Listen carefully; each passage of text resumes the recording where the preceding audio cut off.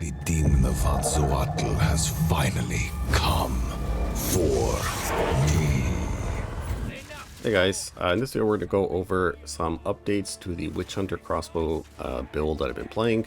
I made a few changes to the build, so we're going to go over those and also answer a few questions some of you guys had.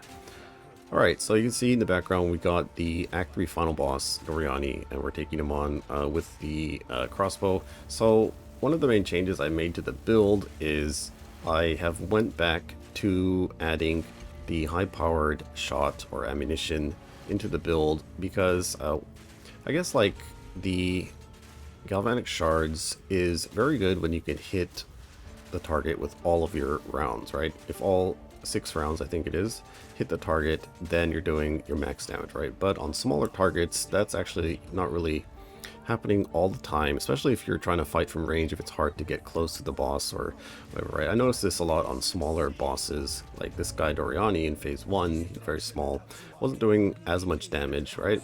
So I went back to the high-powered round for those situations, and it's been working out pretty good.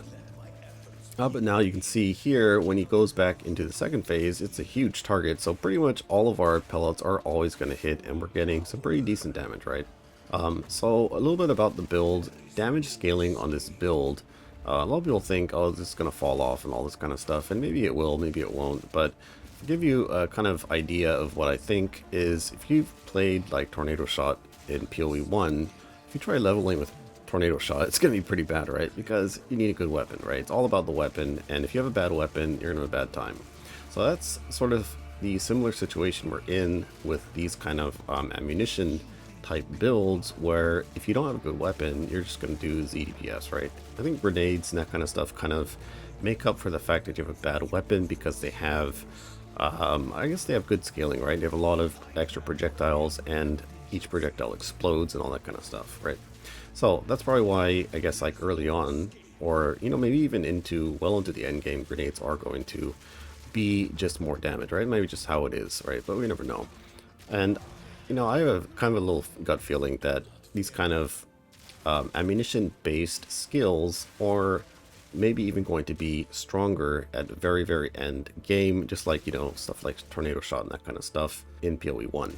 I mean, obviously that's going to take, you know, a lot of good gear to get going, so maybe if you're a newer player or you don't really have good gear, this kind of build might not even work out for you, right? So, little heads up, I guess, is something I noticed, that if you don't want to go and like farm for gear as you're leveling and make sure you have a good weapon and all that kind of stuff, then maybe you're not going to have, you know, the best time out there.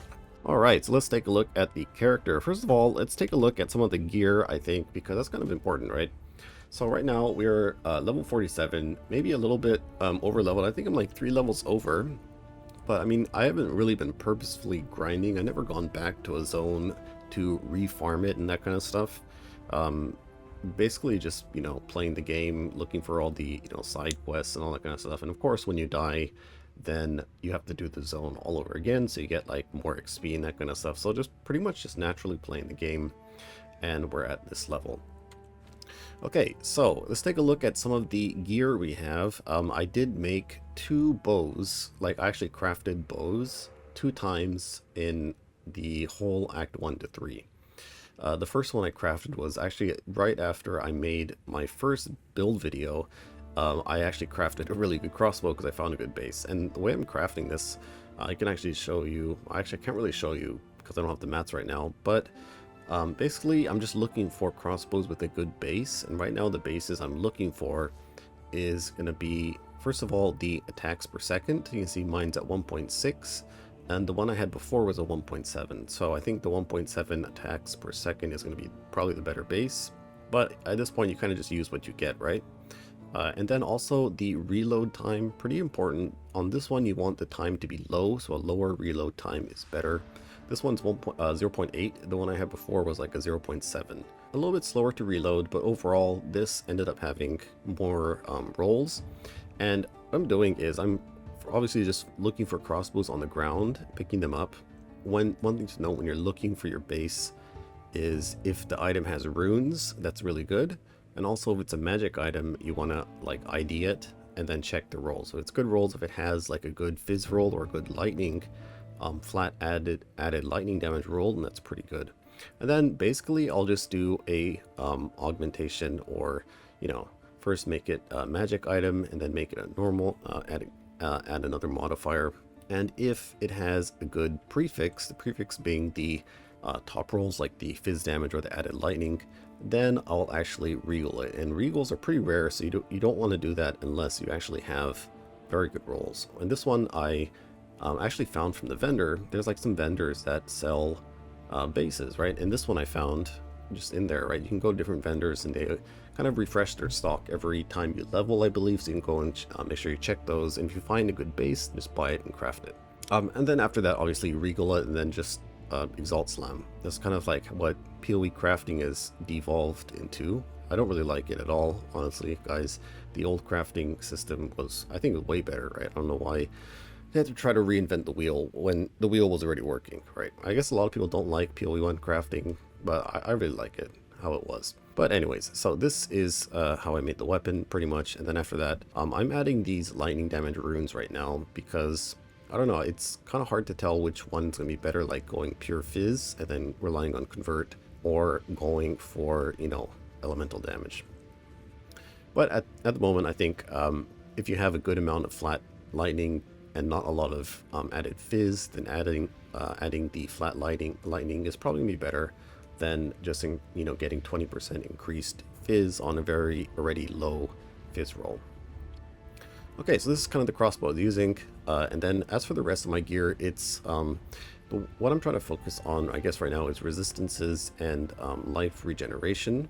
So you can see my life regen 28 per second, pretty good. I, for some reason, got tons of lightning resistance, and there's no harvest bench, so we can't reforge or swap resistances, so it's a little bit sad, but yeah. Anyways, try to get some resistances. Would like to get more fire up, that kind of stuff. Yeah, so pretty much for the gear, that's pretty much all you need to know, I think. Let's go over some of the passive tree stuff here. We'll go into the skills after this. First of all, I took this whole damage wheel. I didn't really want to go into here because I saw this reduced attack speed. I was like, oh my god, I don't want to do that. But this whole area here is quite a lot of damage, and taking this definitely did make the build feel better, right? Because I just realized, we don't really have that much increased damage yet. So getting that increased damage really made a big difference. Okay, aside from that, the tree hasn't really changed. You can see I did actually eventually level up, took this whole crossbow wheel, we got our pierce, and then we got this area here, and now I'm working into a little bit more attack speed, and we're gonna, instead of I was gonna go work all the way down here and come up like this, but I decided we're gonna go around this way here. Alright, let's take a look at some of the skills. So I did find 2 of these orbs that allow you to actually make a, a 4-link.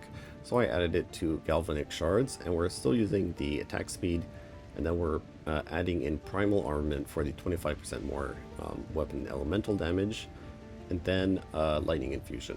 So that's the 4-link setup we have right now for galvanic shards. You can see our DPS numbers if you want some kind of reference. And for some reason, auto attack is, I don't know, it seems like it's doing tons of damage. I actually did test the auto attack versus the high velocity rounds, because that's kind of what it's similar to. And even though this number is lower, it didn't really feel like the crossbow shot was doing as much damage, right? So you can see, if you look here, the average damage per use is like 800, whereas the average damage per use on this high velocity round is actually 865. So I don't know what this DPS number, why this is so high. Maybe it's just the attack speed difference. Also, I do have some gems socket in here with less damage and that kind of stuff. So it's not actually accurate, but yeah, these numbers aren't really accurate, I would say. But just to give you an idea of what mine looks like, right?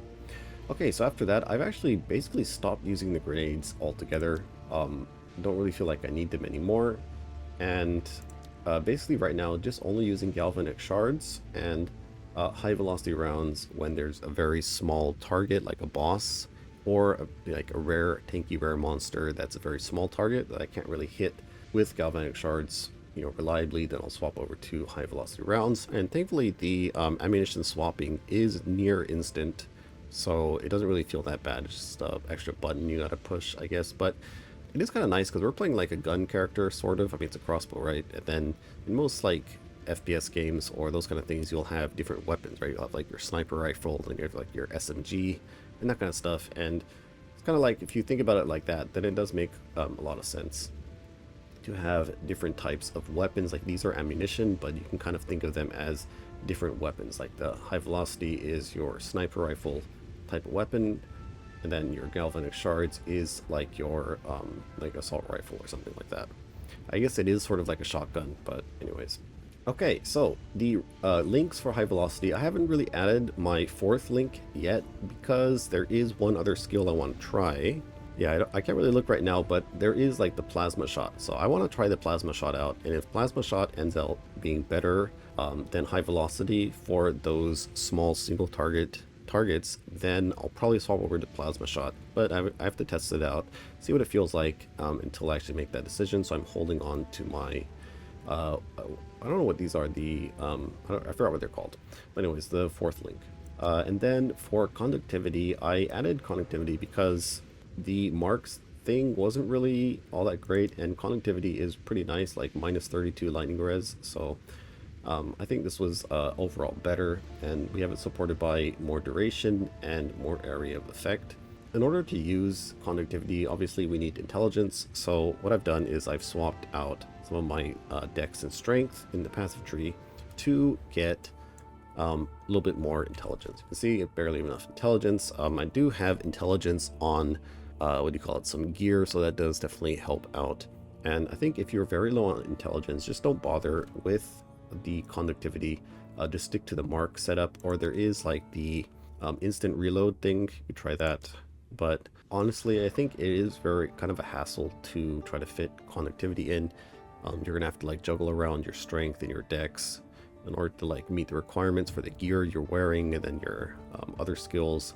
So yeah, that's what I'm doing with my stats, is basically I'm just looking at the gem requirements and seeing what kind of stats I need, and then I'll just swap these stats. And you can go swap these out at the guy, the hooded guy or whatever, to swap over your stats. So I can change this to dex or strength whenever I want, so that's kind of nice. And as for when I have remaining stats, what I'm doing is pretty much just putting it into dex, because I think the dex requirement is going to be the highest, because dex also does give you accuracy, and right now we don't really have precise technique, so accuracy at range is I wouldn't say it's a problem, but it's, you get was it 90% accuracy penalty at long distance, so definitely do want to get a good amount of accuracy. Okay, so last video I was using Herald of Ash. Now I'm switching over to Herald of Thunder because, I mean, Herald of Ash looks really good, right? But a lot of times we're not really doing that much overkill damage, so it's more of like just looks really nice, right? Kind of like MTX.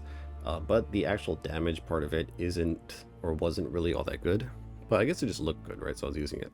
But anyways, Herald of Thunder definitely is doing quite a lot more damage than Herald of Ash. So I swapped over to this, and Vitality and Clarity. So I added these two supports. Vitality, I guess it's like 1% of your life, but still like kind of adds up, I think. And we're going to be getting a little bit more increased life regeneration rate and that kind of stuff. So this, we'll get a decent amount of health regen, I think. And I guess there wasn't really else much I wanted to use, right? Or that I could use, because I think ideally we use a blasphemy setup for our curse. We don't have to constantly cast our curse, or we do like a cast on shock or something like that, right? But in order to use those, we need like 72 or 76 intelligence, and I'm kind of far away from that. So until we can actually get stats like reliably on gear and that kind of stuff, we're probably gonna be self-casting the curse and skipping those. Okay, so that is the final skill, and that's pretty much all I've changed, guys. But anyways, that'll be it for this video, guys. Thanks for watching, and see you next time.